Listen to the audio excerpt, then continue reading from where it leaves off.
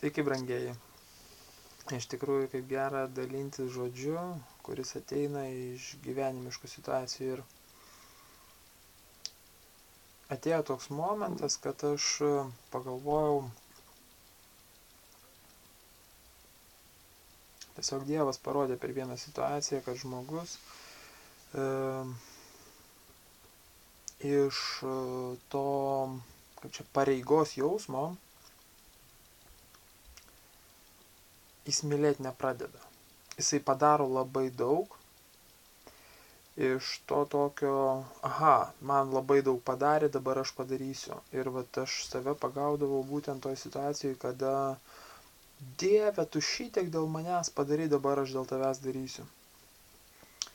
Ir va šitoj vietoj darai ir padarai daug, bet finale rezultatas tavęs netenkina vis tiek. Nes tu startuoji iš pareigos jausmo.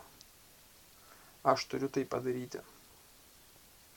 Ir čianai ateina tas momentas, kada tu pasibaigi. Tavęs nebelieka tame darbe ir tu galvoji, kodėl, gerai, aš turiu, o paskui ateina toks momentas, bračia, šitiek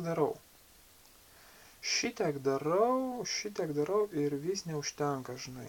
Mano standartas, mano išsikeltas pačio savo standartas, manęs, ta prasme, aš jo nepasiekiu. Ir va tas momentas, kad man tiesiog Dievas parodė, žinai, kad sako, Jonai, bet aš to nenoriu visai. Tu neturi nieko daryti. Leisk man tave mylėti. Būtent pamatyk, kokią aš tave sukūriau ir kad tu esi man labai brangus. Ir kada aš jam esu labai brangus, pas mane pasikeičia motyvas. Taip, buvo tas momentas, kada aš tiesiog sustojau ir aš nieko nedariau iš viso dėl Dievo ir nedariau taip, kad, tą tokį, jungiau lauk tą prievartinį mechanizmą, kuris mane tiesiog prievartaudavo daryti dėl Dievo. Kad aš turiu. Vat jisai, ta prasme, dėl manęs šitiek daug padarė, dabar aš jam skolingas ir dėl to aš dėl to darau. Nes aš jaučiuosi kaip priverstas, įpareigotas iš skolos jausmo. Bet šitas jausmas finale atveda į tokį,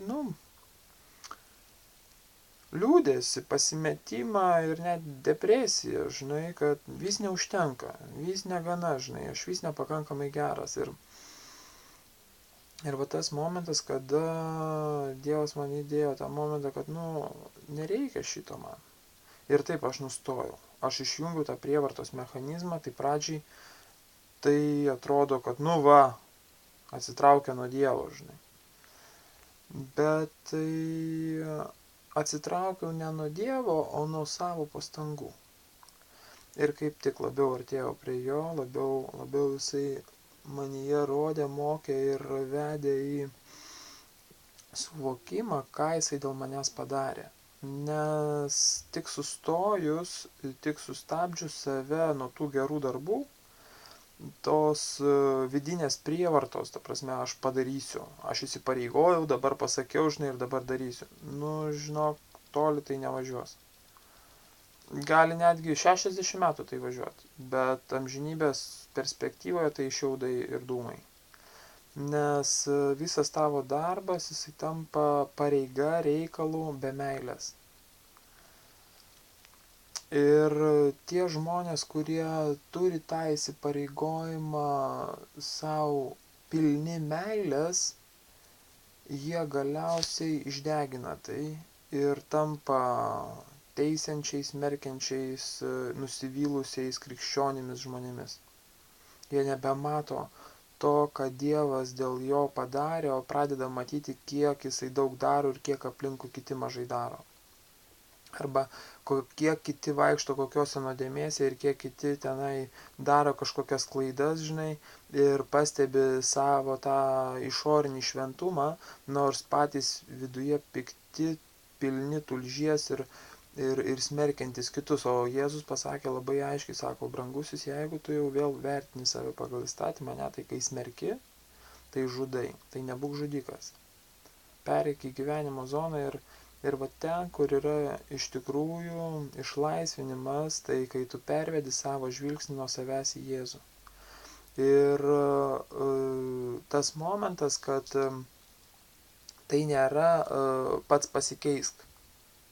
Dar viena instrukcija. Ne.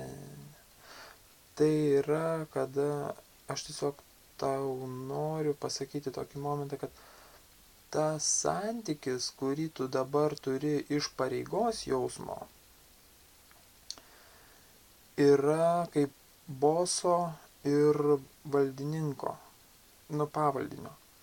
Bet kada jisai perveda tave į santykį tėvas ir sūnus, tu atsirandi visai kitame lygmenį, kada tu esi tikrai mylimas ir tu lauki to žodžio, tu lauki to meilės pliūpsnio į tave, tu lauki to, kaip sakoma, su nekantrumu, su ta tokia, žinai, tėveli, kas dabar, žinai, ką dabar darom, žinai, wow, kaip man patinka, žinai, ir tas jaudulys, ta meilė, kuri liejasi iš Dievo žodžio, aš atsiverčiu žodį, aš negaliu skaityti Biblijos dabar kaip, kaip kokio ten romano 5 valandas, žinai.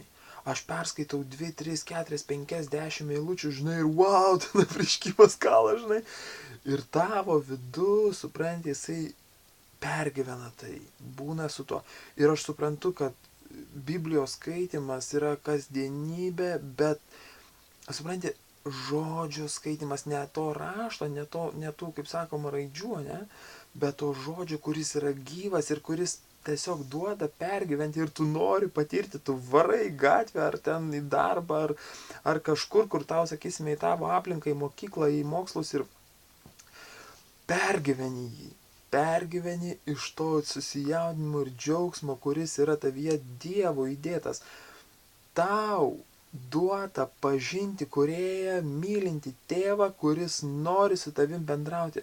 Taip kad, mylimasis, nurimk šiandien ir žinok, kad jis yra Dievas. Ir jisai te pagimdo tavyje tą santykį su tavimi, kad tu turėtum galimybę pagaliau mėgautis tuo gyvenimu, kurį jisai tau padovanoja. Taip kad būk palaimintas.